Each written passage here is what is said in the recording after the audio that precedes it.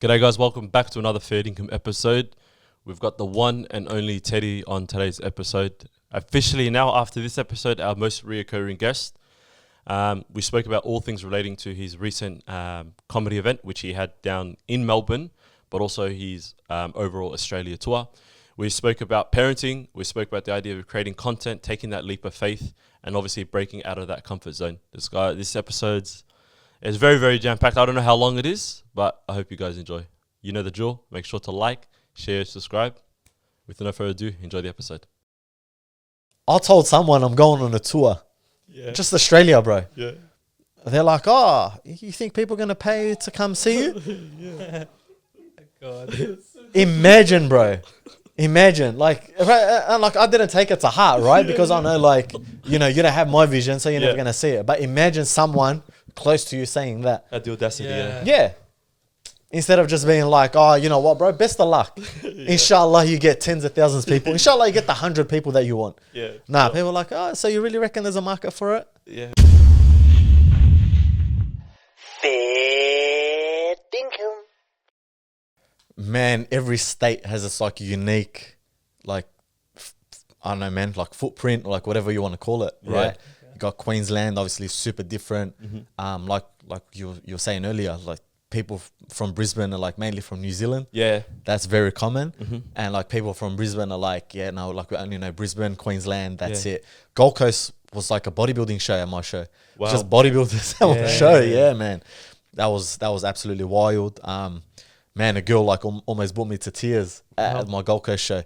Like I finished up the show, and at the end of every show, I've stayed back. Yeah. Just because, like, right, when I make my videos, I just say likes, comments, that's true, viewership. I never get to meet the people that actually watch me. Yep.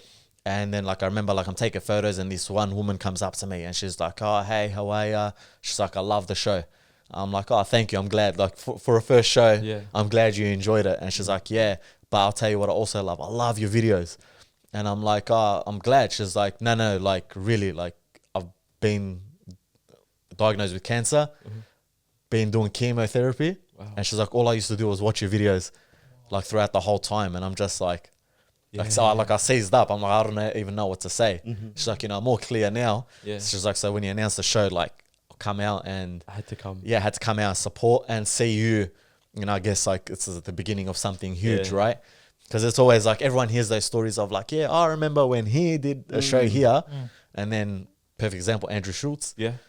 When he came out, did John Cain Arena. Yeah. Like all the comics were like, oh, I remember when Andrew Schultz did Comics Lounge, 400 people, and now he's doing arenas. Yeah. So I think it was like a sweet thing to see, like, hey, you know what? I'm supporting you. Like, I paid a ticket as a vote for you to go and do well. So that was awesome. And so sort of on top of that as well, you often see those type of comments on like under YouTube videos. It's like, hey, this has got me through a troubled time and this and that, you know what I mean? But then to get that personal interaction where someone actually goes out of the way to like verbally like interact with you and tell you that in person, like goes beyond measure. Like, what does that do to your psyche when you like hear stuff like that? It's priceless because, like, we're just so accustomed to scrolling through our phone and reading it. And then you're just like, oh, yeah, that feels good. And then you put your phone down and it never. But when you have that personal connection where you look at someone in the eyes and they're telling you, like, bro, you're the funniest. Me, my family. You made it to the family group chat. That's one I always get, especially at Perth. Yeah. I was telling you boys, like, Perth was awesome. I never knew so many Africans watched me. And everyone is like, oh, man, my auntie's sending in the family group chat. And we all laugh at it. And I'm just like, bro, this is beautiful. So, like, it just, like I said, just validates everything that I thought. And everything that I'm doing. I'm like, all right, cool. I'm going the right way. This is the right way to go about things. Because at the start of the tour, it was all like, oh, yeah, it's fun making videos. Correct. And then that's it. Yeah, like I just put up a video, get views, get likes, get comments. But after a while, we just become desensitized to it anyway. That's true. So it's just like, oh, yeah, cool, got views, next video. Yeah. But yeah, having those personal connections, absolutely priceless. And like I said, just validated every thought I've had along the way. And even into the tour, like you're navigating into something that's completely new as well. Like it's very, like after a while, it's very comfortable to go sit in your car, turn on the camera app, bang, hit record, and then post that video, you know what I mean? And have no mention of it and not think twice about it after a while. You get into the rhythm or whatnot, you know what I mean? But then now to decide, hey, I'm going to go like pretty much put myself out there, not that I wasn't already, and go tour around Australia and everyone see me live. that's a whole new level. Like you've taken it to a different ball game. You know what I mean? Of course. So, you know, it's to the thing you said at the start, talking to a camera and talking to a microphone. Yeah. It's two complete different games, man. Correct. Yeah. And, you know, I remember I did the first few, shout out to Comics Lounge for letting me come in and, you know, try out my material.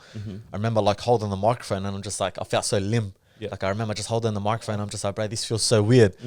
And then like, you got to actually hold it as close to your mouth as possible. And then, you know, you can't speak too loud. Gotcha. And then like in the car, it sounds like I'm projecting my voice. So I'm like still trying to find my voice and everything. And I tell everyone, I'm like, man, this tour was just to find my voice. Also see if I'm actually going to enjoy it. Yeah. Because for all we know, I could have jumped on stage Yeah. for an hour and just did bad jokes and then maybe get a few sympathy laughs. And then at the end of it, be like, oh, thank God that's over. Never do it again. True. But Yeah. super grateful to, you know, go out of my comfort zone and try something completely new. And it's probably the best thing I've done. And something that you said earlier as well, which I wish we got on camera, is like, I think there was also that whole like, oh, you know, he does comedy, but he isn't a stand-up comedian. So there was also that element, which, you know, like I felt at shows. Yeah. It was like almost like, oh, yeah, is this guy going to do well? 100%. You know, like, yeah, he can talk smack to a camera on TikTok and Instagram, but can he, you know, make a crowd laugh? And, you know, doing those rounds at the Comics Lounge really, really helped because it was like, I can make these people laugh. Then people who've watched my videos, get my sense of humor, get the delivery. They should be sweet. 100%. I want to know just for like the audience or whatever, and even for us as well, can you take it back a little bit? Because you've just come off the tour, you know, but where did this idea like come from? Because Teddy a year ago was venturing out into other content means, you know, he was mainly on social media, TikTok, whatever, Instagram. But where did the whole, hey, I'm going to go do a comedy tour all around Australia, possibly overseas, like where did the idea come from? So you look at it like this, probably the first podcast we did, I was all like adamant, like, bro, I don't want to be working for brands. I don't want to be working with brands.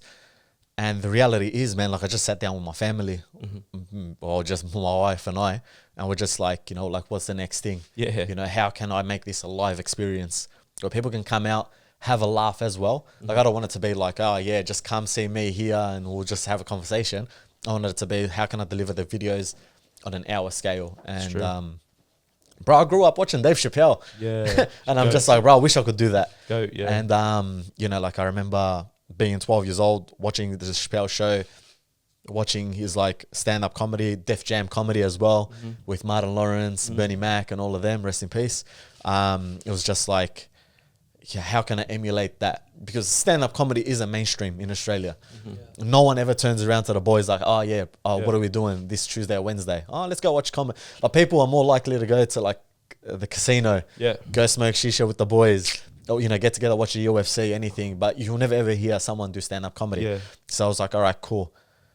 What's sort of that, you know, next thing that, how can I scale the videos? And it's like, cool, there's only so many videos I can make to make it a live experience, stand-up comedy. Lucky for me, the style that I wrote my videos matched stand-up comedy. So I was like, all right, cool, it's not going to be too hard. And then worst comes to worst, like I'll speak to people that have done stand-up comedy and they'll sort of show me like the ropes in how to deliver the jokes from short snap bits or a bit more like storytelling form. And, you know, like one of the main feedbacks that I got was like, oh, it's not like your videos, you know, doing stand-up. Which is a positive, I'm like, that's exactly what I want it to be. That's what I want it to be. You know, imagine I sat there for 60 minutes and just said, and you can't change my mind. And then a minute later, and you can't change my mind. And it's like, bro, it's going to get old. It's going to get old. That's the whole point. And so we're like, all right, cool. How do we go about this? And then the company, you know, subhanAllah, a company reached out and they're like, oh, you know, would you be interested in doing a tour? And I'm like, oh my God, we just spoke about this. Yes. And then that fell through. That fell through, didn't work out, just negotiations. Then I resigned from my job.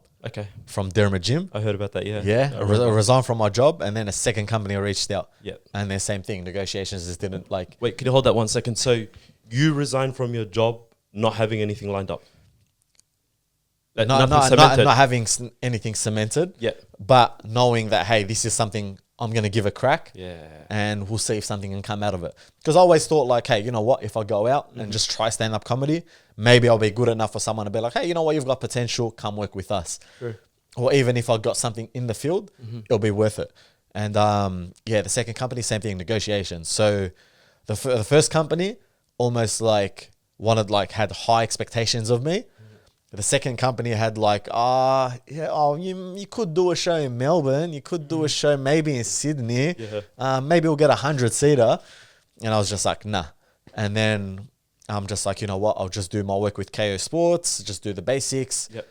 And then the third company reached out and they're like, hey, this is what we have envisioned for you. Yeah.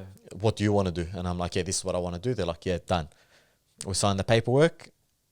And because I was meant to go to Japan for my birthday. Correct. Yeah. And then ended up being like, oh, no, the tour would have to be like October, November. And I'm like, all right, done. Don't worry about Japan. Yeah, allow my birthday pretty much. That's it, yeah, man. Wait, yeah, exactly. That can wait. And I can always go to Japan.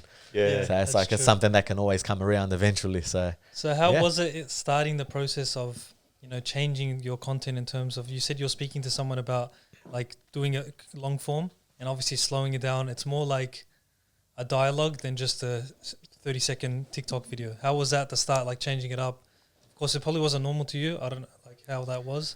So I think making it longer wouldn't have been too hard just because the experience from doing YouTube videos and stuff like that. So the writing the joke process wasn't the hard part. Hard part was, hey, am I going to make the distance? Yeah. Okay. Right? Yeah. So you guys have done combat sports training. Yeah. Anyone can throw a punch after they've learned it a bit. Anyone can grapple after learning it. Can they do it for 3 rounds, 5 rounds? Yeah. Probably not. Yeah. And that was my main concern. Was just like, hey, can I make the distance of 60 minutes? Because I was going Comics Lounge. My first set at Comics Lounge was 5 minutes. I couldn't even make the 10 minutes Wow. Okay. because I was mistiming the laughs. Like the crowd would be laughing and then I'd start the joke. And I'm just like, the guys at the bar, like shout out to the guys at Comics Lounge. They're like, Relax. bro, you just got to relax, slow down. Yeah, there's no rush. You know, there's no rush, there's no nothing. So the troubles that I had are like unorthodox compared to what everyone has. Everyone's like, oh man, I can't come up with jokes. I'm like, bro, I've got the jokes. Yeah. I just got to figure out how to say them And time. to stretch it out. Do you reckon one of those things is like also embracing a bit of the silence in between the jokes? Because I've realized Dave Chappelle's pretty good at that. With just embracing the silence, giving it a good few seconds, which is a long time for a comedian, I can imagine, on stage, and then saying the next thing or the next story or next. Definitely getting comfortable, and especially like a comedy club and a theater are 2 completely different atmospheres, right? In a comedy club, it feels super intimate. Yep, true. Whilst at a theater, if someone's laughing all the way in the back, that's 50 meters away, right? And that laugh, like last laugh, can come through.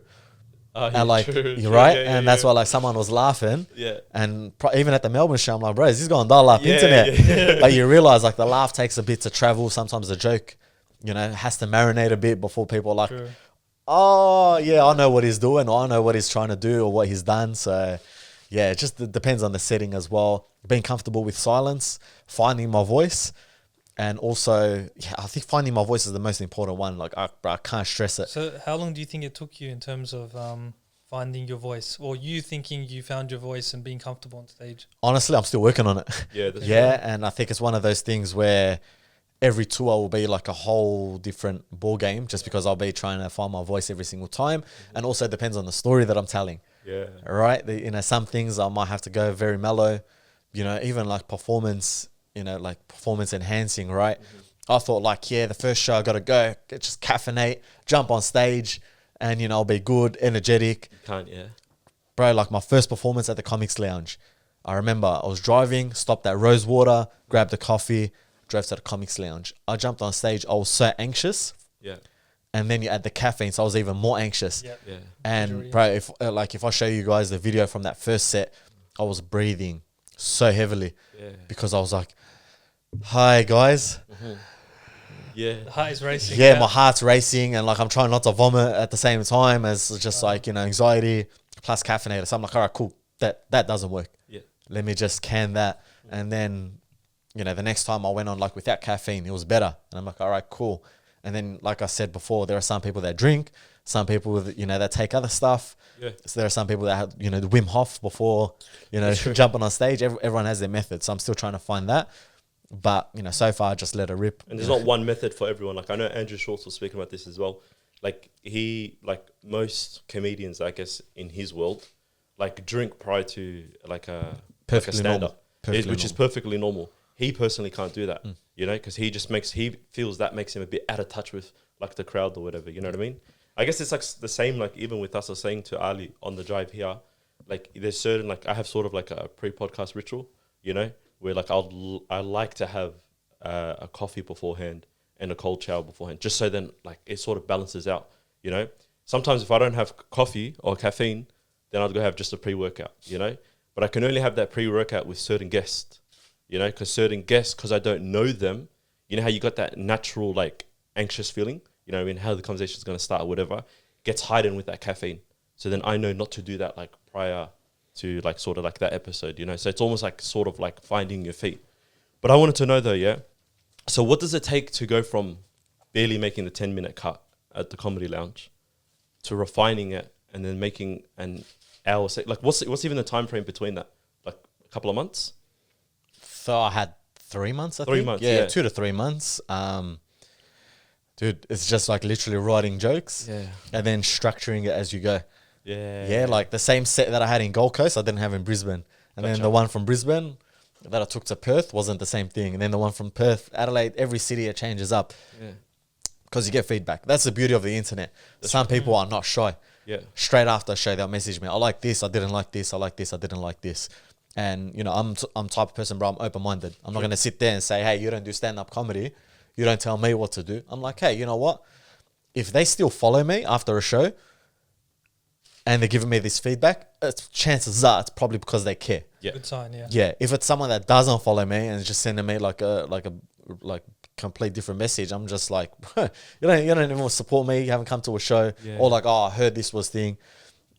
So Can't take that yeah, feedback. no, they can't take that feedback. So always adjust depending on feedback, and as well as just probably with jokes for me personally, just write. Yeah. Just write, and then when the time comes to tour, it's one of those things where I'll structure it closer to the date because you can never have too many jokes. That is true, yeah. Right? And then something can, like, you know, get lifted to the next level. And I think that's the perks of being at comedy clubs, open mics and everything. You say a joke and then someone will come up to you, be like, bro, like, I like that joke. Yeah. Just say it this way or add this to it and it'll bring like levels. Like one of the main jokes is the Jetstar joke that I say at the show, right?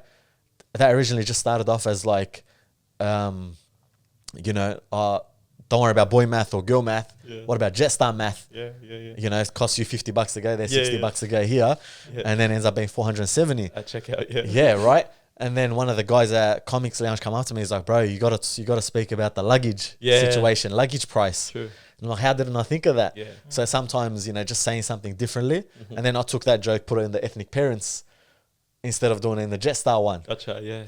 And so there are things that you're just going to shift and shove around. So how drastically does it change from like one show to another in terms of like the content? First 10, 15 minutes will always be city specific. Gotcha. You know, coming to Melbourne, I felt comfortable being in front of people that I know. So I felt comfortable speaking about every other city and my experience leading up to it. Yeah. Because I know this crowd that came out to Melbourne, majority of people that were coming out were just, hey, like, I know you, I'm here to support you.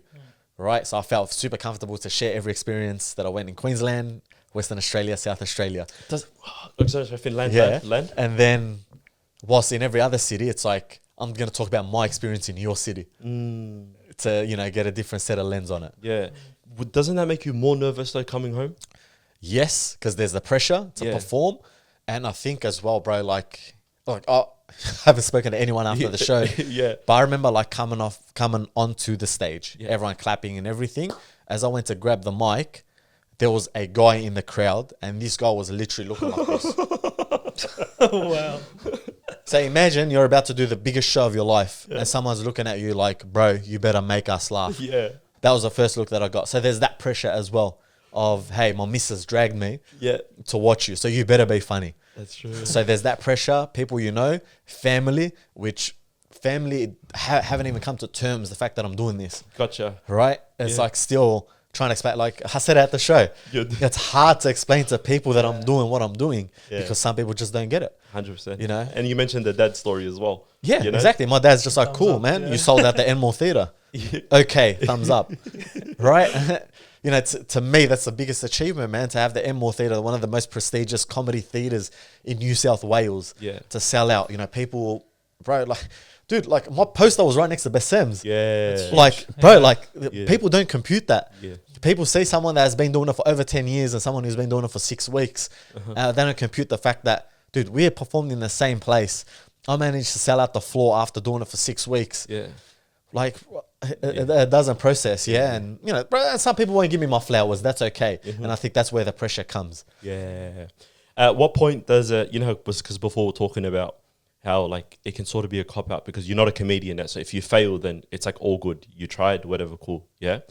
At what point do you realize, damn, like I've done something? Was it that Bassam post that you made when it was side by side? Was it the fact that you got 800 people coming to Melbourne to support you? What was it? I think the moment that I'm like, oh man, we're really in this, is like when I pulled up to the Enmore Theatre, because I told my wife like, hey, like I just want to go to Enmore Theatre. Let's go to that area. We'll eat dinner the night before the show, because every night before the show, I can't have dairy, chili are 2 things I can't have before a show. 24 to 40 hours before a show. Specific to you? To me, yeah. Yep. Just as soon as I have it, my voice is out the window. Okay. Just in terms of like long distance, right? So chili and dairy. So I'm just like, how did you find that out? The problem with me, every time I eat Asian food, bro, I love Asian food, man. I live for Asian food. I'm the type of person, bro, if I'm not eating Asian food, sweating my ass off with kilos of chili put in it, I'm not eating Asian food, right? So I just really enjoy that experience of, you know, having a bowl of pho or laksa or like whatever and just sweating on top of the plate, right? However, my voice cuts off for the next 48 hours. So I always knew that. Gotcha. Dairy, Comics Lounge. Oh, okay. Just one of those things where I'm just like, bro, like every comedian that I met there was like people that have performed in front of thousands and people who have performed in no more than 20. And bro, like, what's your tip? What's your tip? And the most consistent thing was like, hey, like probably avoid dairy the night before. For the stomach or for the voice, that one? Both. Okay. Yeah, both. So it's just like, you know, you don't want to be, you know, shitting yourself on stage and then probably shitting yourself at the same time. So those are 2 things. So we pulled up to the Enmore, and mind you, someone has sent me the photo of my poster in front of Basem's, but I didn't tell my wife. And the Uber pulls up to the theatre, and she jumps out of the car, and I'm like, oh, look behind you. And she looks up, and it's just like my photo, Basem, and a couple of other acts next to it. And she's just like, oh my God, you know? And then that was like the first time that I'm just like, oh, wow. Jerry, like, man, this is massive, bro. This is the Enmore Theatre. You know, like, what's next? The Opera House. Yeah, that's true. Right? Yeah. And I'm just like, all right, cool. This is amazing. And then when the boys sent me the text to say, like, floor sold out, and I'm like, all right, cool, man. We're really in this. Yeah. This is real. This is, you know, this is what I'm capable of. Does that make you even, like, because obviously that's when you got to New South Wales and whatnot. Prior to that show, there's also that little bit of a cop-out where it's like, the people in my home city sort of don't know how well I'm going to perform or how well I performed in the past because it's been in Perth, it's been in Adelaide and whatnot. When you're coming to Melbourne, does that now give you a bit of extra pressure as well on top of the pressure that you already have? Yes and no. Like, put it this way. We sold, I won't put a figure to it, we sold a large amount of tickets after people saw photos from the Sydney show for the Melbourne show. So sometimes, and I get it, man, it's humans. Sometimes they need to see that social proof to believe. They need to see other people have a good time before they can buy a ticket. Right? And like, I get it. I won't hold it against anyone. And so there was that pressure of like, all right, cool. People have high expectations because they've seen other people enjoy themselves. So they're like, oh yeah, this guy's going to do well. That. And like I said, just performing in front of friends and family, because these are people you're going to see around. So if you do a shit job, people are going to come up, man. They're going to let you know. And they're not shy, bro. That, you know, people, they're going to come up and be like, it wasn't all that. Even I remember like a couple of days, the day you posted that story of the Sydney show, I remember sending it to the group chat with the boys. I'm like, damn, Teddy's actually like done it. Not saying that you weren't going to do it, but like, it's hard to like, I guess, envision it. Yeah, but also like, for example, like when you've got 300,000 followers on Instagram and then X amount like on TikTok, you know, to translate that into real life, like it's actual work, you know what I mean? It's like people are here to actually see you regardless of it, you know what I mean? Because like someone might subscribe to you or follow you on Instagram because you've got that extra amount of followers, you know what I mean? So it's like, okay, cool, this guy makes decent content, you know what I mean? But for someone then to go out of their way, like book off and clear a Friday night to go see you, and then that ends up being 900 people in a city that you're not from, that's a whole different ball game, you know what I mean? So it's like kudos to that at the same time, you know? I think, thank you, but I think I got to give you flowers. Perth was that moment for me. It was like, oh my God, man, other side of the country and people coming out to support. That was awesome. Awesome feeling. So thank you. But yeah, man, Perth and Sydney really showed out. And like even Brisbane, like bro, every city that I went to was just mad love. Like it was insane. Was there an interaction that you had on your tour that was like, because you know how you said people are not shy to like give you that feedback, give you that critique, where it's like, it was a bit standoffish and it's like, this was like unnecessary. Like people like kind of nasty like that. No, I feel like I said, the only message, like after the show, people will message and be like, bro, I had the time of my life. I've never even been stand-up comedy and I decided to come see you and it was the best thing ever. So, you know, not only am I helping out other comics, but I'm also, you know, like trying to set up my own profile as a stand-up comedian. And then there were messages where it's like, hey, bro, it's not like the videos. Like it was funny, but it wasn't like the videos. And it's, you know, but you know, that falls on their expectations because, you know, it's my first show, my first tour, and it's two different mediums. That's true. Right? It'll be like getting a panel beater to do your mechanic work. Like he's going to know, but he's not going to do 100% what a mechanic can do. And, you know, like I'll take that feedback on and I'll just say thank you. Hopefully I'll get to see you at the next show. If not, man, there's videos there for free. You know, like I'll keep making them, man. Like if it brings you some sort of joy, the good deeds that I get from that are worth more than, you know, the money you're going to pay for the ticket. So that's all good. You know, and the brand, there were some people that said like, I bought a ticket. I actually won't be able to make it, but I'm not going to refund the ticket because I want to support you. Out of love in that. Yeah, out of love. So, you know, the support's there. And yeah. But there's been no feedback that sort of like rattled me or anything like that. It's just been like just genuine constructive criticism.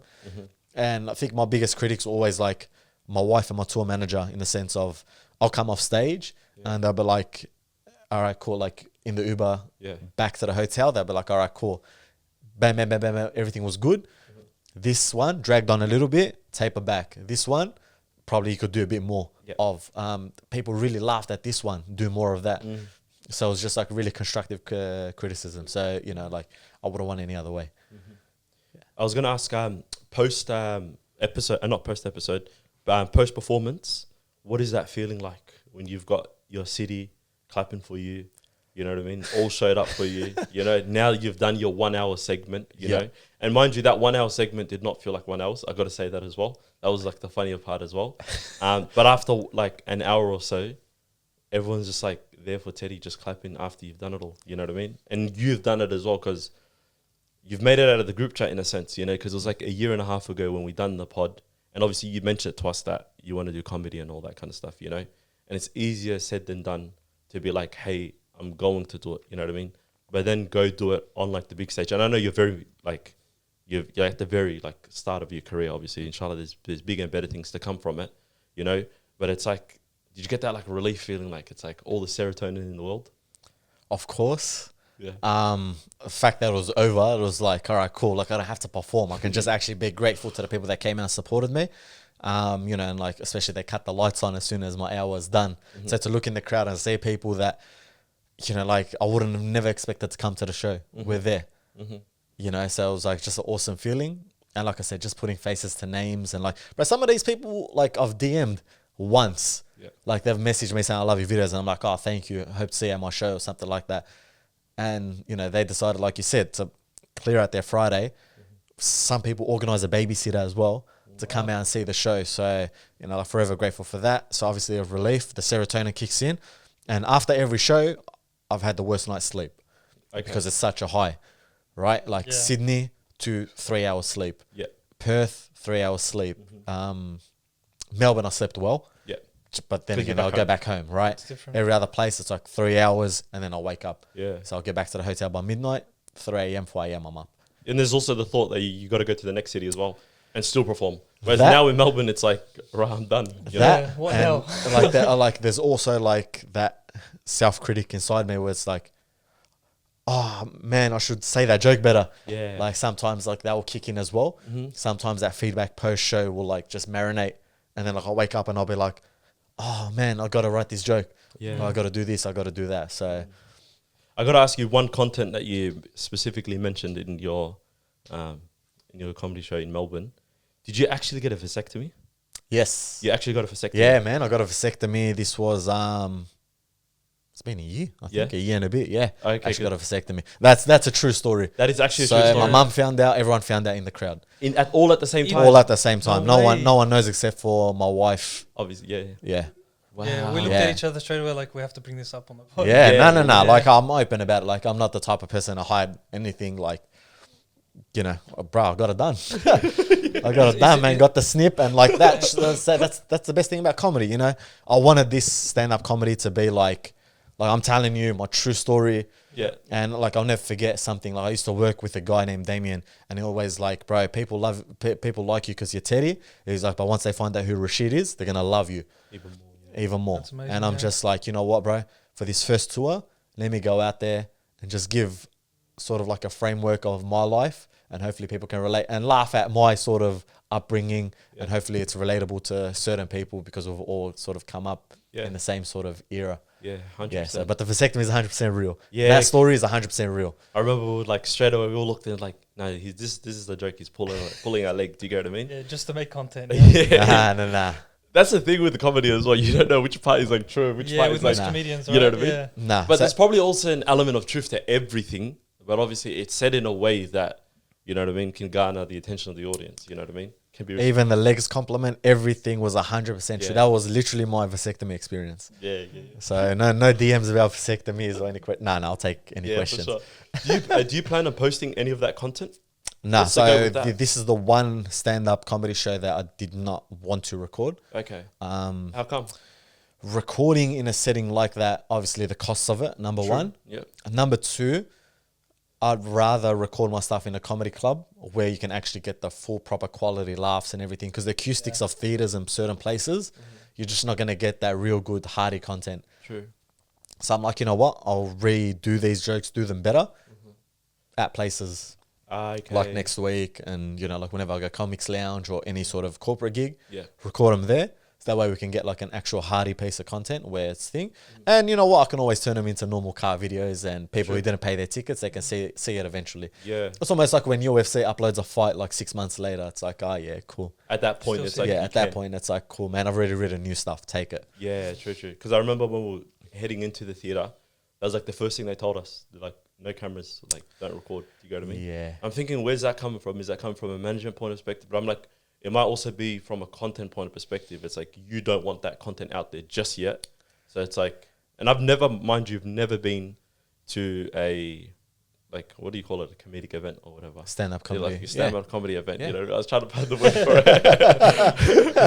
I was gonna say comedy festival, but I was Yeah. like, that's not even right itself. But I've never been to one, and I was trying to go to Andrew Schultz beforehand. I was like, okay, maybe this is a thing that happens there, where it's like because they want it to be intimate, just for the audience that are there. Don't repost my stuff until I've reposted it. You know. There's that, and I think like when you're at the level of someone like Andrew Schultz or Dave Chappelle, things can go very right, things can go very wrong, Yeah. and they also don't want to rinse the joke that they've spent. Like I spent 3 months writing my show. Correct. Yeah. Last thing I want is someone in the crowd recording it and putting it up on TikTok, but I've still got like 6 cities to perform to, and they've seen that joke. Yeah, Because then that's the last the thing you worst want. feeling you want to do is be in the crowd like this, like, oh yeah, we know what's coming up. All right. So I'm true. just like, you know what? I can either turn them into my videos and also do them at settings where like it's going to get a heartier laugh, Yeah. and I'll probably be a lot sharper as well. Yeah. Facts. So then we can turn that into stand-up comedy material or video material, and then, yeah. So then, what is the plan for Teddy going forward now? Because obviously, you're not at your old job, Dermot. Yep. You know what I mean? I know you're working for KO, and you've got the comedy gig going. Yeah. Yeah. What's the go going forward? The going forward, make more videos, do more stand-up, just get better at that. Gotcha. And also tour next year, man. Yeah. Actually, tour definitely international tour. as well? Yeah, I've already started. I'll start off in probably just Australia and New Zealand. Yeah. Give that a crack. Pending when this episode's coming, I've got something in Asia next year. Wow. So yeah, give that a crack as Japan? well. Pardon? I wish, man. Yeah. No, I'm You're definitely not Japan, man. I'll just bag out the grown men watching cartoons, bro. Now you're off the hook. Yeah. So we've got something in Asia, and there's talks, right? The opportunities, doors open at any time. You know, I could, flip my phone now and an email come through like, hey, we need you here, and I'll go. And I'm the type of person, like I said before, give me a microphone, a camera, or a crowd, and I'm there. You're there, yeah. Yeah, like I'm the type of person, bro. You could call me 10 minutes before a show and say, hey, we need an opener. Can you get here? I'll be there. I'll wing it, like obviously with the right material and everything, and just go ahead with it because I love doing it. So definitely a tour. Australia, New Zealand is the aim. If we can make that international, then why not? Why not? Or maybe Australasia. Yeah. Just pending how this Asia thing goes. Yeah, exactly. Yeah, And plus we'll see. Australia, we need that type of thing as well.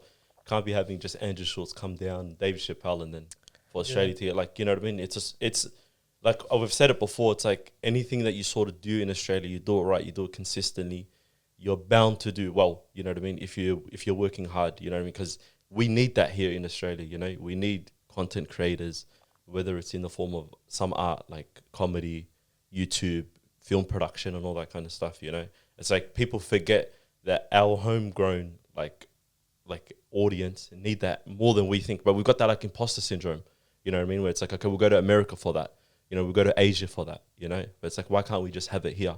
You know? So you sort of like you pave the way in a sense, you know what I mean? For the young and upcoming guys who've never done it before. Even you're young and upcoming yourself, but the guys that haven't even taken that first step, you know, they go look and they go, oh yeah, Teddy's done it. He didn't just talk about it, like he's done it now, you know? And then in a way, it's like you then capture like what Australia is for what it is, you know? Because I was speaking about it to actually in the gym the other day, you know? We're speaking about how, because there was this video, Channel 5, this comedian, yeah? And we're talking about, you know, New York Side Talk? Yeah. Do you know how they capture like the New York culture? And then after there's a Toronto version, they capture the Toronto culture. I'm like, bro, Melbourne don't have a culture. You know, we're having a discussion in the gym about it. It's like, and he was pointing to me that we do. After a while, I realized we actually do have a culture. It's just that it's not displayed, you know? And when it is displayed, it's displayed by someone that it's not really in it, you know what I mean?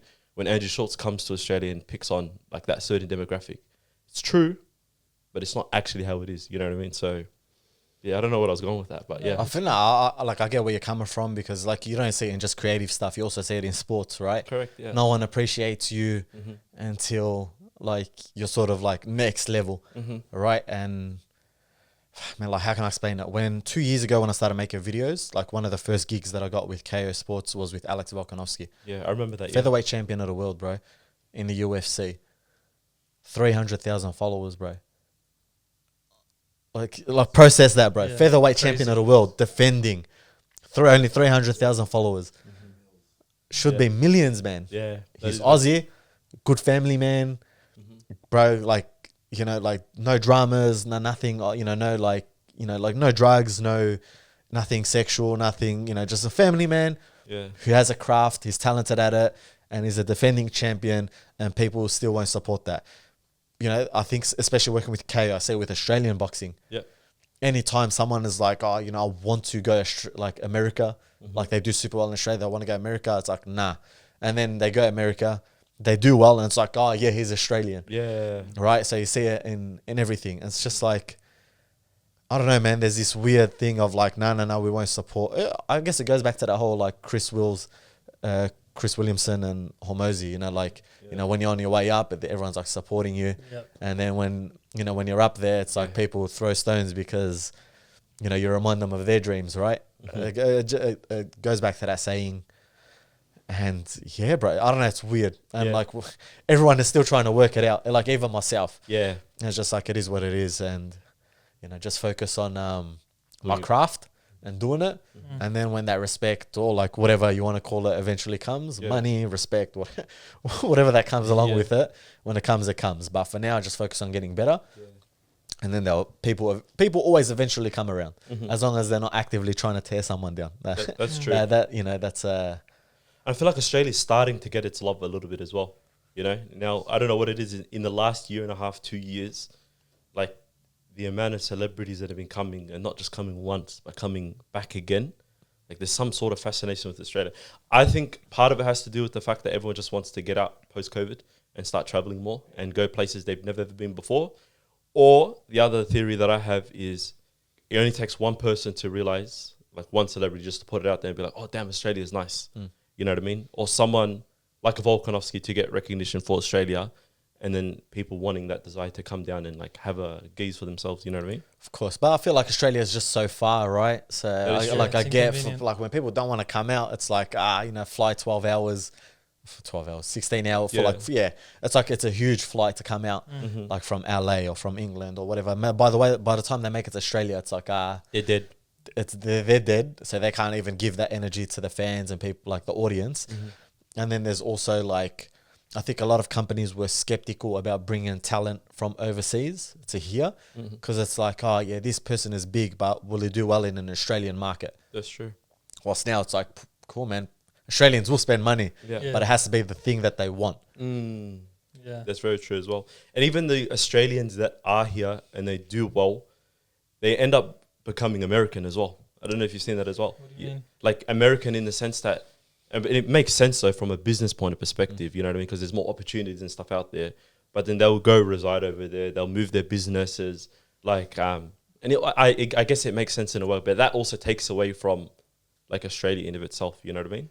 Yeah, it's man, I'm trying to think. Raka of, Raka's like, a good the way- example. Yeah, Raka like, Raka had like that #1 film. Raka Raka is the one from South Australia, yeah. Yeah, they're from South They're from Adelaide. South Australia. Yeah. Okay, put it this way, bro. Boys been Adelaide? Yeah, dead. Unfortunately. By the way, I want to ask you about that. Not only Yeah. is it dead, but look at it like this, bro. Yeah. If you're Raka Raka, you've got millions of subscribers, you're doing super well, you're doing everything. Imagine going to your local shopping center. It's like, oh yeah, there's that YouTube guy. That's the toxic thing about Australian culture. Is like, bro, I'm not telling you go up to Raka Raka or up to anyone like, Sushi Mango or Ibi and be like, oh my God, you're the greatest thing on earth. We should build statues of you. But just be respectful. But people always be passive. Like they'll give you the passive aggressive compliment or like the backhanded compliment in the streets, bro. It's like, like I'll go to the gym, bro. Like I'm just literally going in to train and get out. And people will be like, oh, you're the guy who makes TikTok videos. And I'm like, yeah. They're like, oh yeah, you're funny. And it's like, so what value did you contribute? Yeah. Like you're probably better off just saying like, oh, like saying nothing or just say, hey man, I like your video. Like if it's not going to come from the heart. So it feels like every compliment that people want to give you is throw it up. Yeah. Right. Whilst in America, it's like maybe because like people don't know them, so they can either go about their business because no one knows them, and they can go about their business knowing that the person that works at IGA or Drake's or like which is like the equivalent to IGA in Adelaide, or is not going to be like, oh yeah, oh man, I thought you'd be too good to come shop at Drake's. Yeah. Right. There's always that like backhanded compliment, and it's just like, bro, you know what? You're probably better off going to America. That's true. Yeah. And then plus, they probably I personally wouldn't do it because I'll never leave Australia. my family behind, like as in like my extended family, because my family always come with me wherever I go. But people, like that are single, especially like don't come from an ethnic background, they're going to be more open to like, hey, you know what? If I go LA, I'll see mum every Christmas. It's sweet. Yeah. Right. Whilst for us, it's like, oh, you got Eid. You got the second Eid. Someone's getting married. You got to be there. So, like we've got reasons that like keeps the family together. Facts. Also as well with America and like I guess the UK a little bit, they've got celebrities walking everywhere, so they're probably used to that as well. That's And there's more of a supportive culture of it. Yeah. Like you tell someone you're gonna go LA to pursue your dreams to become an actor. They're like, yeah, you go. Be a waiter, do Uber, drive Amazon Flex, do whatever you got to do to support your dream. I told someone I'm going on a tour. Yeah. Just Australia, bro. Yeah. They're like, oh, you think people are going to pay to come see you? God. Imagine, bro. Imagine. Like I didn't take it to heart, right? Because I know, like, you don't have my vision, so you're never going to see it. But imagine someone close to you saying that. At the audacity, Yeah. Instead of just being like, oh, you know what, bro? Best of luck. Inshallah, you get tens of thousands of people. Inshallah, you get the 100 people that you want. Yeah. Nah, people are like, oh, so you really reckon there's a market for it? Yeah. People are going to pay money, go on Ticketek to see you. Yeah. Oh, okay. Who do you think you are, basically? who do you think you are? Or like, but you've never done it. Yeah.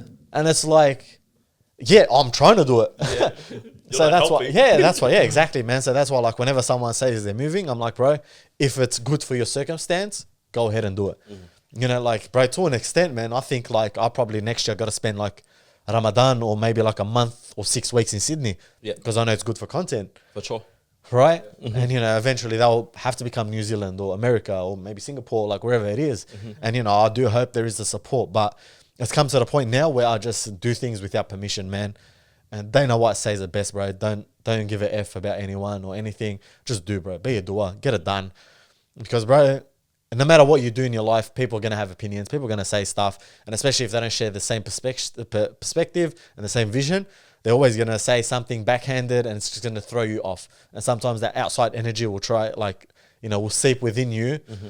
And all it takes is being a moment in your car by yourself and that intrusive thought will come to your mind. And you'll be like, man, maybe they're right. Yeah. And honestly, after I got that comment, I was sitting in the car and I was driving and I'm like, bro, are people even going to come out? Like, no one's really seen me do stand-up comedy. Yeah. And then you start second-guessing yourself. Super grateful for my wife who was there. Was like, nah, you do this. You've committed. Go the whole way through. Yeah. For the people that don't have anyone, what are they going to do? Sit there. And you wonder why depression and anxiety is at an all-time high, right? Because people sit there with their own demons and with their own thoughts and just intrusive thoughts. And most of the time, it's people from outside telling you about your own circumstance. That's the importance of having a supportive network as well. You know what I mean? Like, we're social creatures at the end of the day. Yeah.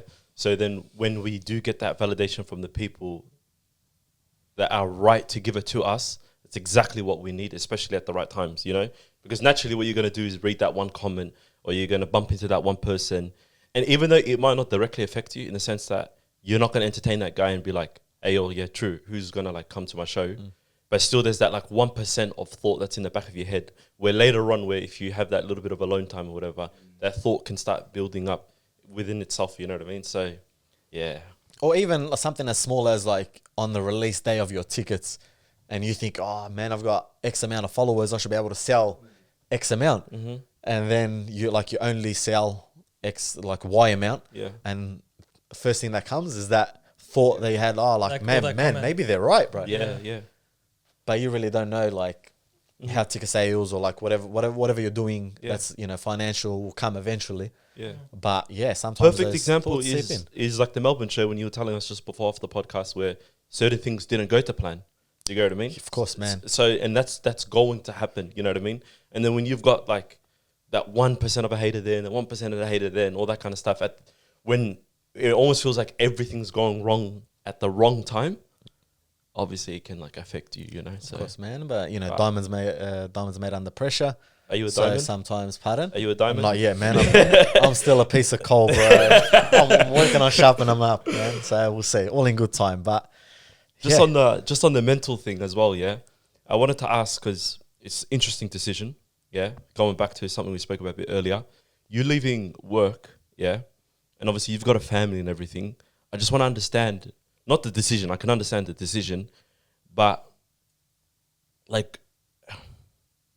how was it when you went and made that decision and thinking, it could go wrong and I've got a family to support and where's this going to happen? Where's this going to come from and whatnot? You know what I mean? I want to relate it back to because obviously naturally as humans, we're going to seek the comfortable route in life. You know what I mean? We're naturally going to go that, going to work that 9 to 5, do things in our comfortable avenue, what's down our alleyway, But then it takes a massive leap of faith to be let me just flip the script and go the opposite way, do a complete 180. But in your case, you're a father, you're a husband, you know what I mean? You have people that are depending on you. You've got parents as well. So I just want you to talk about that just a little bit. So to touch on being a father and being a husband, what happens is some people use that as an excuse not to do things, right? Whilst for me, that was why I should be doing it, right? So for me, it was cool, if I'm going to do it, I don't care if I've got to, going back to the whole LA mentality, I don't care if I've got to drive Uber, do Amazon Flex. I don't care if I've got to drop a bag at someone's house and they look at me, they're like, oh, aren't you that guy who's famous on Instagram and TikTok? I don't care. You know why? Because I've got humility, number one. And number two, bro, I used to do YouTube.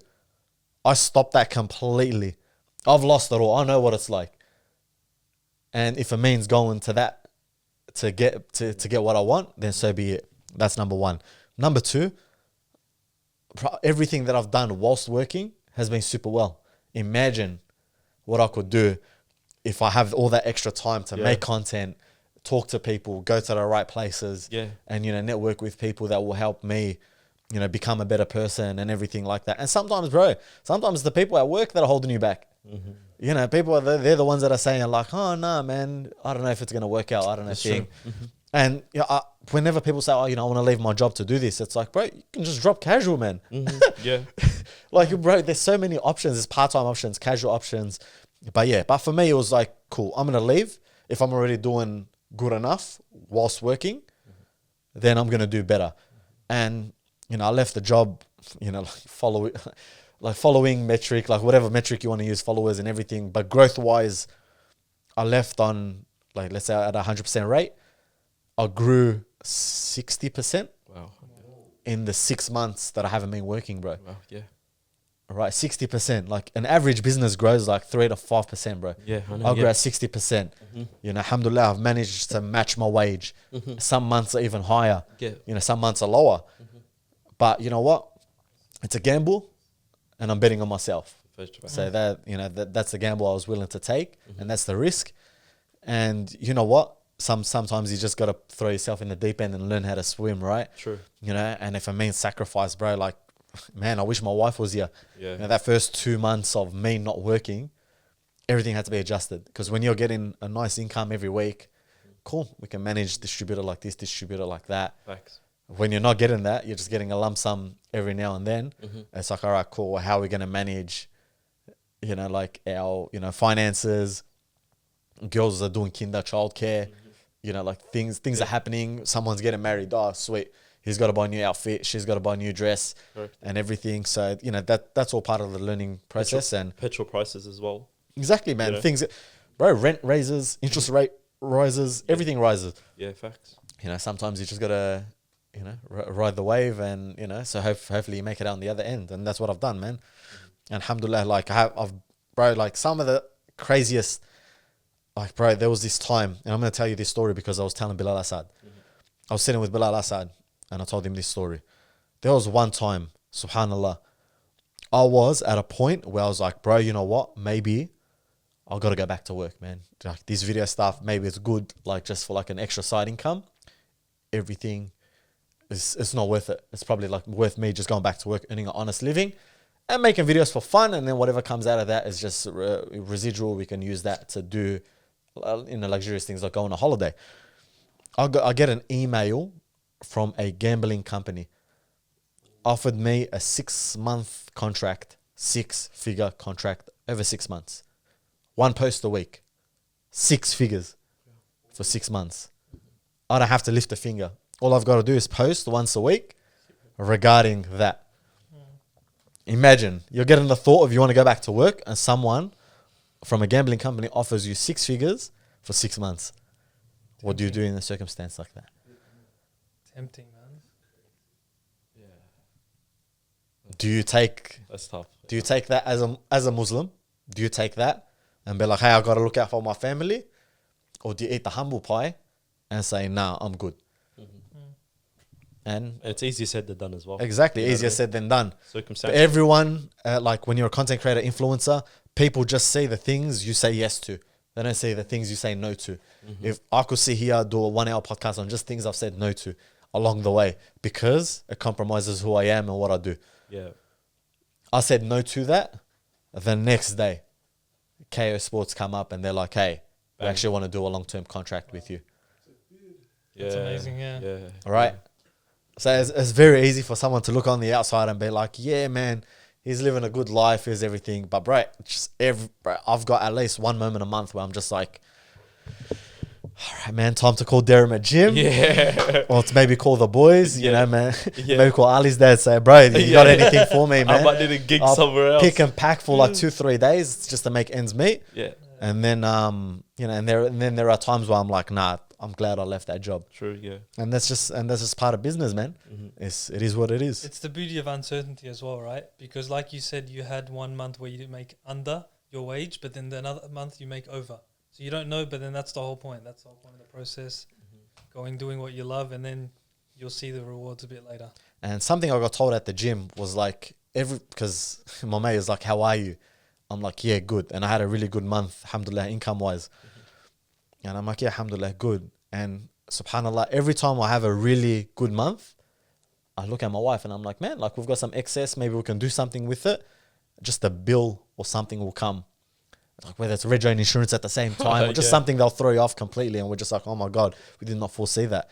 And I remember the guy coming up to me at the gym, like, he's like, man, you're right. You seem a bit off. And I'm like, yeah, man, just like got rego and insurance at the same time. Yeah. And, just throw me off completely.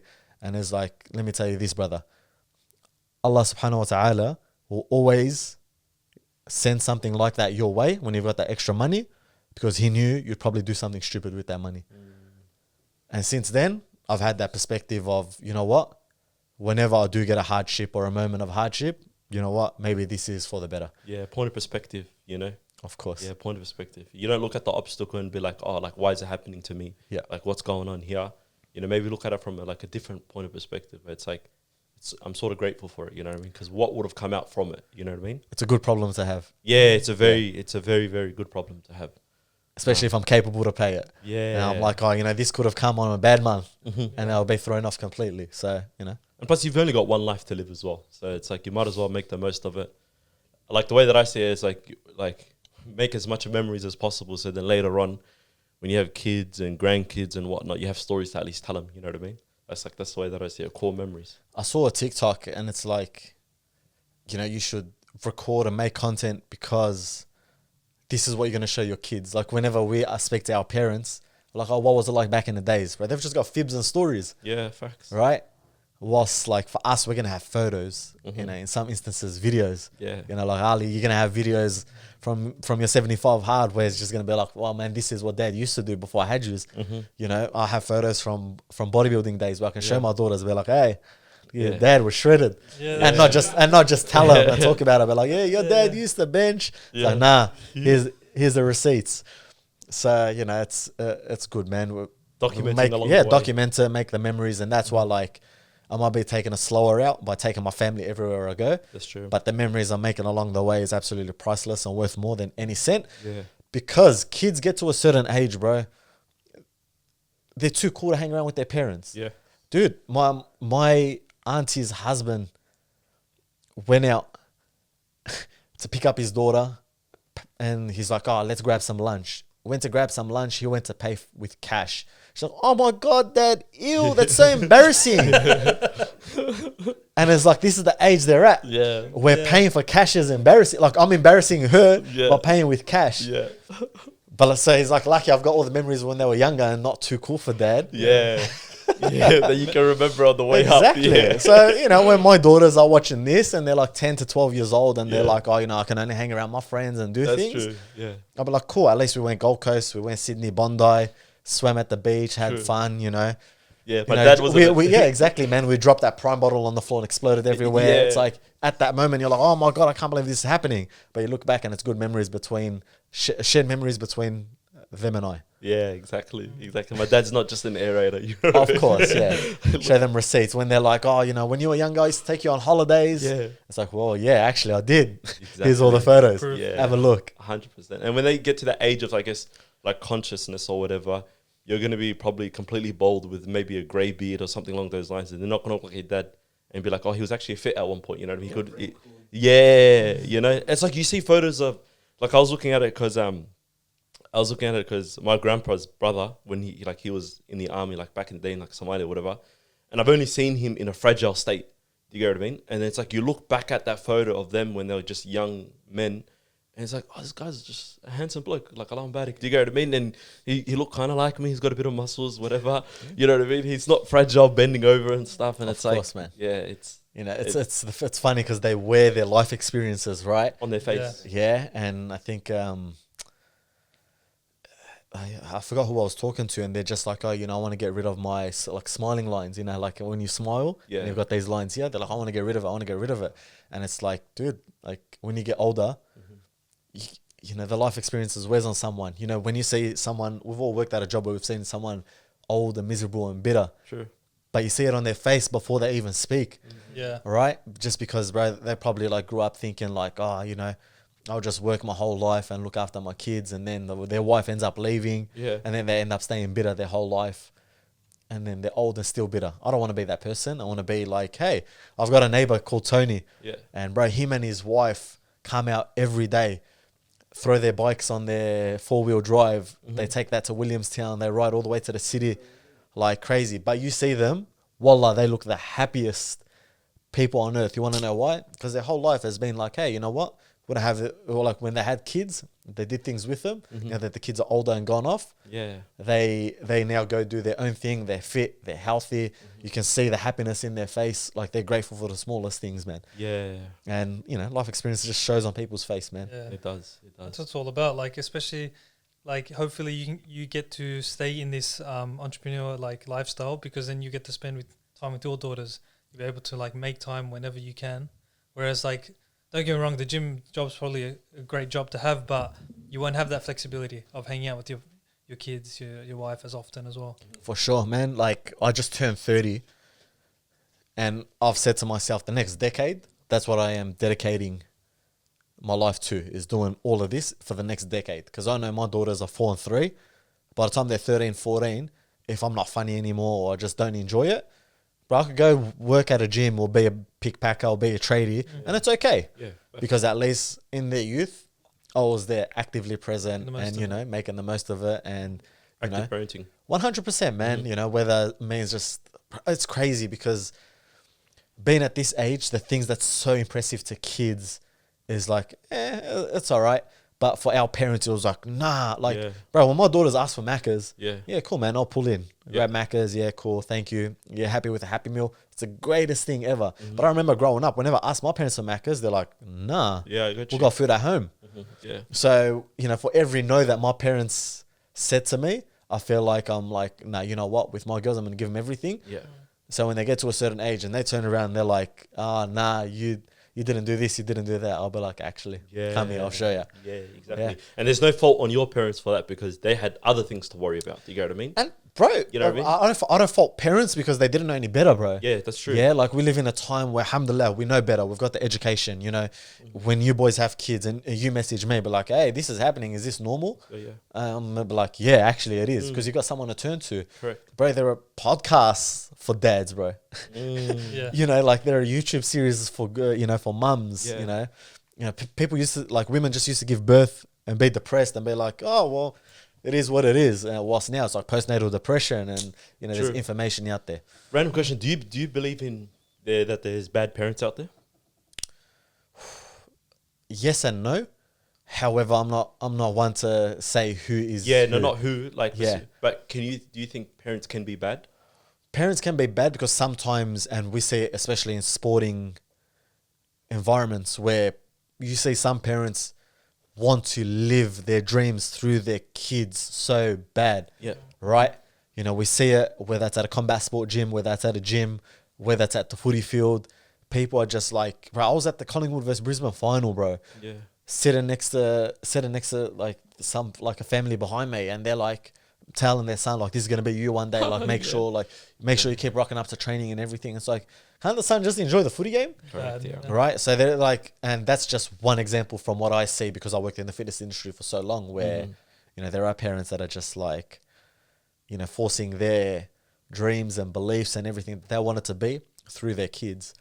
So that's one way that I see it. I asked that question because I saw a video of like this Asian girl on TikTok or whatever, and you know how like the Asian like parent-child like dynamic, which is similar to like majority of like ethnic families and whatnot, and she gave it from like a different point of perspective, where she was like, oh, I never understood like why my parent never took me out to go to this sporting event or go to the swimming pools on the weekend and whatnot, or have like a proper dialogue with her that I would see my mates have, like my white friends or something along those lines, you know. But she goes, one thing that I realized my mum done for me, like always throughout growing up, was she would always like pack me lunch. But the lunch that she would make for me wasn't like a quick crack 3 eggs open, bang, make an omelette, boom. You know, she'll spend hours like preparing like the pasta from dough and whatnot. And that was like the love that she was sort of giving to her. So the love of her parenting was given in a different means, different to that of, I guess, the way that our friends might explain to us and what we see, you know what I mean?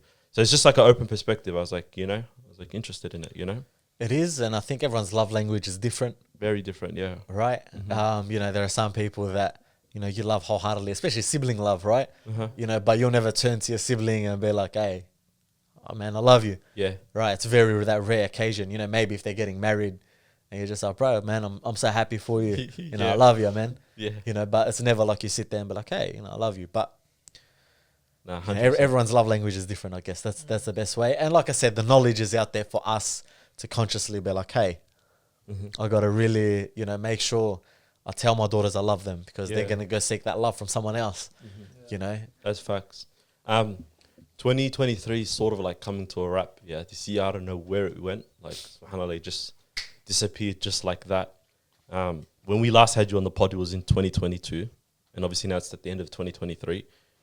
Has there been something that's like struck out to you, something that you've learned this year that's you've been like, I want to take into like the next year, you know? It's a pretty big question. Yeah, look, in the next year, I just want to do without, I just don't want to seek permission anymore, man. That's the one thing that I've learned this year. Don't seek any permission. No matter if something, my intuition tells me like it's the right thing to do, I'll go ahead with it. Yeah. But I spent majority of my life seeking permission, whether it's from my parents, whether it's from my siblings, whether it's from my cousins, friends, whoever it is, always seeking permission to do things. It's come to the point where like this year, like I looked at my wife and I'm like, as long as everyone under this roof is good, I'm doing it. You know, like, you know, and it's, you know, it might turn some people off, but, you know, I'm sick of consulting people, bro. And I think that's the one thing I'm going to take with me into next year. You know, whether I want to train or whether I want to do ballet, whether I want to do yoga, like whatever I want to do with my life, I'm just going to do it without seeking permission and, you know, looking too far into it. Why not? Yeah. Yeah, or seeking validation. That's why Tim Ferriss actually has that outlined early in his 4-Hour Work Week book where he goes, seek forgiveness, not permission. You know, because you can always go back to someone and be like, hey, sorry, I tried. Like, my bad, you know what I mean? Because the extra effort that it takes into asking them, waiting for their opinion, that will probably take you off your mojo in regards to that venture that like you're trying to do, you know? How about you boys? Got anything for next year? Well, I've got a massive fascination with BJJ now. I want to compete. That's my number one goal, probably. Like by next year, inshallah, get into either one mixed martial art competition, and then have like my BJJ competition as well. That's pretty cool. Yeah. Other than that, you guys might see that down the line. Who knows? You know. But other than that, man, it's just like take the podcast like to a whole new level. You know what I mean? Like our Spotify Wrapped, I was looking at it last night, got released. You know, and it's like. It's funny because you just go, do the work every single time, but you never like stop to like ponder like what has this work sort of amounted to, you know? Like I would have said the podcast obviously grew this year, but I wouldn't say it significantly grew. But then when Spotify Wrapped gives you analytics for the year and you goes, okay, you've grown like exponentially this year compared to last year. It's like, oh, where did all that numbers go? You get what I mean? And it's crazy when you just have your head down and you're working, you know? But you know that when you're doing it at 50%, you know, so similar to what you said before, like with like the mental clarity, when you have a clear mind, you're able to do more, you know. So I'd probably go into next year, have more of a clear mind and just do everything that I said I was going to do that I didn't give it the effort, you know. So for sure. Yeah. And going back to the BJJ thing, I think the one thing that we should all do, just have a crack. Yeah, facts. Yeah. You know, like just whatever happened to the old Aussie mentality of just having a crack. Well, that's how the BJJ thing started, you know, because obviously I've been wanting to do it for like 2 years, you know. Everyone always wants to do something. Do you get what I mean? Whether it's like BJJ or like they want to become like a painter or something. They have that little side like niche, you know. But for some reason, I never like started it. Anyway, so then I was going through this period at like, because I just finished my master's, you know. So I was on this like little off period where all I was doing was work and podcast, you know what I mean? But I didn't have that sort of third like avenue, you know. I remember one day I'm just sitting at home, then I get a call from one of my mates. We're just talking. And at this point in my life, I was like way past like the whole self-development journey and all that kind of stuff. Because at this point, it was like, I haven't heard it all, but everything that I've heard, like I understand. But the action was lacking, you know what I mean? Anyway, so he goes and he sends me this clip. I'm like, yeah, I'll listen to it, whatever. Anyway, one day I'm just going to go grab groceries, go on a quick drive. The video's like 15 minutes and it's by this guy, Bedros Keuilian. Yeah, and he has like this saying like average is the enemy, whatnot. But at the end of that saying, he has the concept of like flipping the switch, you know, and the importance of creating like a community, you know, that's different to the community that sort of you have to rock up to in turn, you know, because you have to sort of be with your family. You sort of have to go to work to make a means, you know, but that thing you do for yourself, you don't have to do, you know what I mean? You're doing it purely because like you enjoy it. You know, I'm like, rah, bro, stop like like stop thinking about this and just go. So I'd done one session. Ever since then, akhi, like I just been posted, and it's like the best thing in the world, you know. And I was speaking to these boys about it the other day. It's like going back to another video that I saw on TikTok. It was explaining like the differences of like the places you spend the most amount of time in. Like everyone's got the first place, everyone's got a second place, but not many people have like a third place. And that third place being somewhere that is different to obviously your first and second, you know, that you go and create your own little like community. Because going back to it, like we're all social creatures, you know what I mean? And obviously I'm fortunate enough to have the podcast as a third place, you know what I mean? But it's sort of like I have to do that, do you get what I mean? Because it's sort of become like work and a hobby. It's a commitment that I've made, you know? But when I went to like BJJ and the community there, the environment, and it's like I would say to people, like, just go and do that, like one thing where you build a community, you know? It's like you leave school, yeah? And when you do leave school, you had to go to that, yeah? But you never have that feeling. You know, when you look back at school, you're like, oh, it's nice when you had all the boys together at one spot where you know you'd see them every single time. You know, the two places I sort of feel like I get that is like the masjid. You get what I mean? When you rock up to the masjid and you see familiar faces all the time, and it's like you have a conversation with that one person and be like, oh, this is what I got up to in the last 2 months. The other place was like BJJ. It's like a community. Everyone's there for the same thing. There's no ego on the mat. You're doing your thing and you're getting that 1% of a win every single day, you know?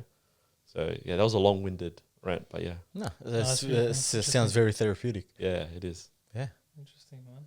How about you? How about yourself? For myself, it's more of, like you said, having a crack, because I think after the travels at the start of the year, what kind of tweaked that, sparked the light basically was the Thailand trip we went on with the boys. Yeah. Because the first time was actually doing Muay Thai over there, and I had no idea going into it. So that's the kind of thing. Obviously, look, Muay Thai for me, I tried it. It's something I don't mind doing it, but it's not really for me. But then I'm really proud of myself of actually trying it, giving it a chance. And that type of thing where it's like, okay, maybe there's other things I might love and might change my lifestyle. So like for now, I'm doing 75 hard, you know, the challenge. And that in itself is giving it a crack, seeing can I do 2 workouts 75 days consistently, which is super difficult. So there's that. There's also like the content creation of that part, which is getting really hard right now, because it's like I kind of feel like close to burning out, but obviously I'm still doing it. I'm going to finish it as well. I know that. And that's where it's like I'm trying these things to see how much I actually like implementing this in my lifestyle going forward. So like content creation, I love the idea of trying new things, expressing myself in terms of like things I like, fitness, self-development, all these kind of stuff.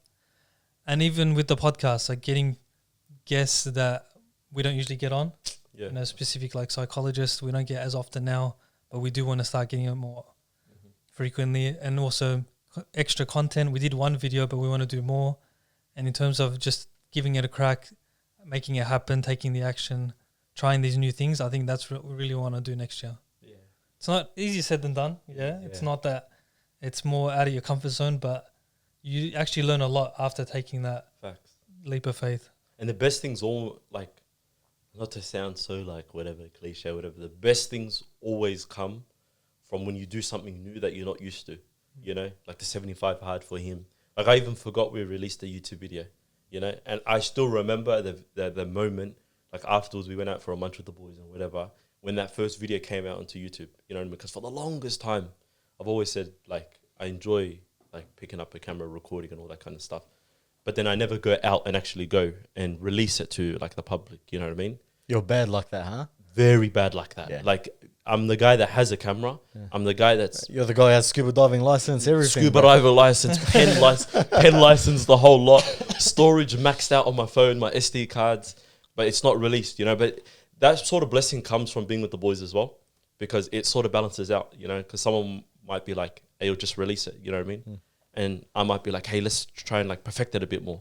But when you have like that balance, you like meet in the middle. And it's like, I can definitely say one of the biggest highlights was like releasing that YouTube video, you know, because the feeling afterwards is just like, you can't explain again. You know what I mean? 75 hard for you with Thailand. But you'll be surprised. Like you'll see it as well. If you start, actually, when we start posting videos, by the 5th or 10th one, you'll be like, it's not that hard. Look at the episodes we're doing. We've been doing podcast episodes for like 3+ years now. Yeah. And we don't even think about the upload because it's just, we do it every week. It's so normal now. Effortlessly, mind you. Yeah. You get what I mean? And it's like, so what would have happened if we like actually put effort into like the social media account? What happens if we put effort into like sort of breaking outside of that box that we're so comfortable in, you know? So who knows? I see it with my personal videos as well. I remember the first week of 75 Hard, I was thinking, yeah, it's going to be perfect. The color grading, you know, transitions, all this kind of stuff. Yeah. But right now, I could care less. Bro. I'm just making sure I'm posting it. Yeah. I'm still consistent. And it's like, bro, it's just second nature now. Because I think, you know what it is? You're your own worst inner critic. Do you get what I mean? That like that little voice that's in your head is always going to be like, nah, like let me just like perfect. You probably would have had that with like the comedy show and whatnot. That's why I couldn't sleep at night, man. Yeah, you know? And it's like, when in reality, no one realizes like the smallest things. Like I remember, mind you, I was proper analyzing you at the comedy show, yeah? And I think the only hiccup you had was just that one time you slurred a sentence for like 2 seconds. Your recovery was phenomenal, yeah? Thank you.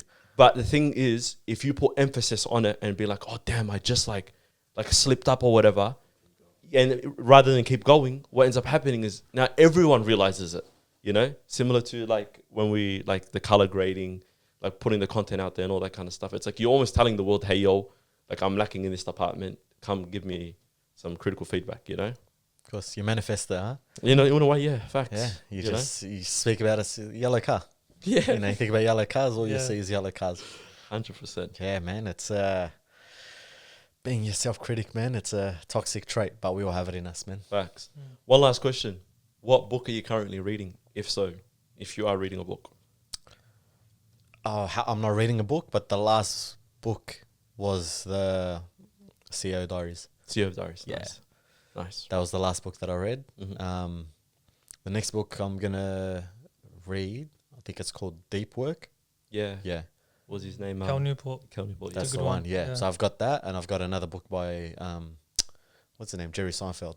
But that's like comedy related. Comedy related, So I'm yeah. like, it's not really a book, but Yeah. giving it a crack. Something Right? different. Yeah, something That's good. different, and just like reading about, like you said, man, with self-development, It's jarring. it gets jarring, and sometimes like hearing something too much can almost like turn you off. Well, at least with me personally. Yeah, I'm like that as well. Definitely. Yeah. But I think we'll wrap the episode up there. Thank you, Teddy, for coming on the podcast. And Appreciate it. congratulations once again Thank you. for that successful tour. Big achievement, man. On the content side of things, we'll definitely do a YouTube content, you and I. You and us, sorry. Thanks, bro. with Fair But any last messages? I'm back in training, so You're back. maybe- We'll do a training Perfect. video too. yeah, I'm back into training officially. First week back. Nice. So I Congratulations. feel good. But you guys know the drill. I'm not even going to ask him where you can find him. You know where to find him. Oh, this guy's like the rappers in America. You know who it is. You know You the know who it drill. is. You just hear the lighter. Oh yeah, it's Lil Wayne. Thank you for coming on the podcast. Always a pleasure. Once a year. Yeah, once a year. Yeah, I think we'll say Am I the most recurring guest? Or? Yeah, I think so. Wait, I think this will be like, this will make me. Yeah, this one will make you the Yeah. most recurring. You know what I mean? Well, you almost had a seat on the podcast at one point. Do you get what I mean? Hey, man, the seat's listen. still available. Just Hey let me man, know. We took let the me studio know. as well. Yeah. Let me know, man. Take the studio, take everything. Yeah. Whenever you need me, I'm here. What about these guys? Keep them. Yeah, you keep them as well, man. It's all good. I appreciate it, Teddy. You guys know the drill. Make sure to like, share, subscribe. If you made it this far of the podcast, let us know down in the comments, and we'll see you guys next week. Peace. And last but not least, give them a 5-star rating on their Spotify. Yeah, you heard the guy. Go.